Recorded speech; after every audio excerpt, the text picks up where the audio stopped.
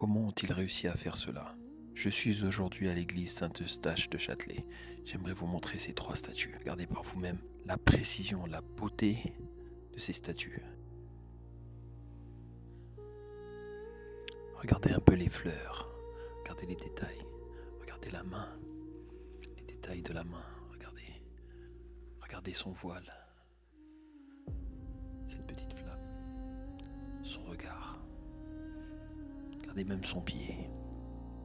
Je vous montre, après je vais vous montrer dans sa globalité. Regardez. Regardez un peu. Voici la seconde. Je vous montre. Regardez. Vous voyez? Regardez un peu les détails. Du voile. De sa cape. Regardez maintenant. Même le coussin sur lequel il est agenouillé. Regardez. Tout est brodé, on dirait. Regardez son épée. Regarde. Et un petit peu. C'est du très grand art. Même de dos. Comme vous pouvez voir. Même de dos, les détails ont été respectés. Regardez. Les ciselures. Le pied. Et c'est du marbre, je peux vous dire.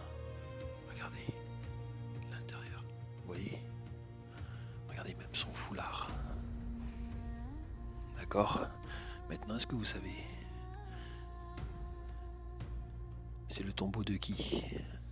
Le sépulcre de qui? Regardez, je vous le montre. Regardez même sa culotte. On dirait des tagliatelles. Regardez le haut de sa cape. Savez-vous qui est cet homme? Je vous montre.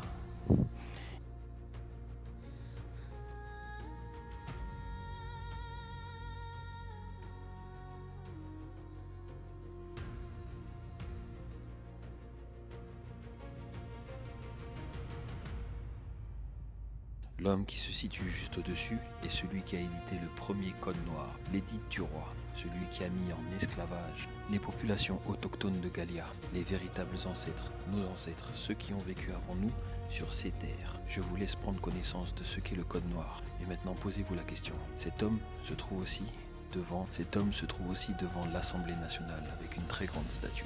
Vous voyez par vous-même que autant l'Église que la République rendent encore hommage à un homme qui a mis une grande partie de l'humanité sous le joug des puissants. Il est temps que ce passé esclavagiste, colonialiste disparaisse et que Gallia revienne. À bon entendeur. Le code noir français n'est toujours pas abrogé, alors que l'esclavage, lui, a été aboli, et même 2 fois. La première fois, le 4 février 1794, et la seconde, le 27 avril 1848. Oui, parce que Napoléon Ier l'avait rétabli entre-temps le 20 mai 1802. Mais alors, si l'esclavage a été aboli il y a 177 ans, pourquoi le code noir ne l'est pas aussi? Et en fait, c'est quoi le code noir précisément? Eh bien, c'est un ensemble d'articles qui affirmaient et encadraient le contrôle de l'État royal sur ces colonies à partir du XVIIe siècle. Les esclaves sont alors considérés comme des meubles et peuvent être donc achetés, vendus et hérités.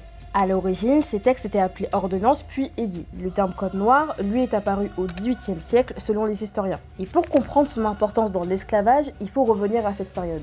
Depuis le XVIe siècle, la France, comme d'autres puissances, organise la traite des êtres humains. C'est le commerce triangulaire.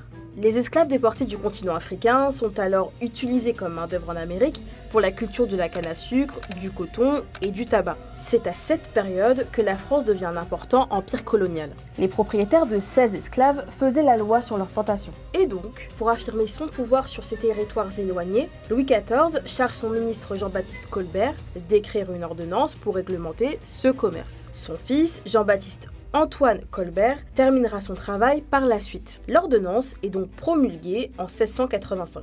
De fait, elle crée pour ces territoires un statut d'exception par rapport au droit français, car l'esclavage est censé être interdit à cette époque sur le territoire de la France. Le texte concerne d'abord la Martinique, la Guadeloupe et Saint-Christophe, et sera étendu sur la partie française de Saint-Domingue en 1687, puis à la Guyane en 1704. Par la suite, 2 autres versions sont promulguées par Louis XV et concernent les Mascareignes et la Louisiane.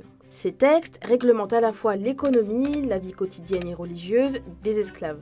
Et ainsi, la première version commence par Nous voulons que l'édit du feu roi de glorieuse mémoire, notre très honoré Seigneur et Père, du 23 avril 1615, soit exécuté dans nos îles. D'abord, les esclaves doivent être baptisés et vivre selon la religion catholique. Pour les fugitifs récidivistes, par exemple, le code prévoyait des châtiments corporels extrêmement violents, comme des marquages au fer, la découpe d'oreilles et la peine de mort, dans le but d'empêcher toute rébellion et fuite, appelée marronnage. Hormis ces cas, les maîtres avaient l'interdiction de torturer les esclaves, mais ça n'était pas toujours respecté. Dans le Code noir, on retrouve aussi des mesures visant à discipliner le comportement des maîtres, qui ont notamment l'obligation de nourrir et d'habiller les esclaves, sous peine d'être poursuivis par un procureur, et prévoit aussi que les esclaves puissent être affranchis par leur propriétaire. Bon, le Code noir n'est plus effectif depuis 1848. À cette date, l'abolition de l'esclavage et son inscription dans la Constitution ont abrogé implicitement le Code noir. Il n'y a donc pas eu de loi pour l'abolir spécifiquement. Des lois anciennes et obsolètes qui n'ont pas été officiellement abrogées, ce n'est d'ailleurs pas rare en France comme à l'étranger.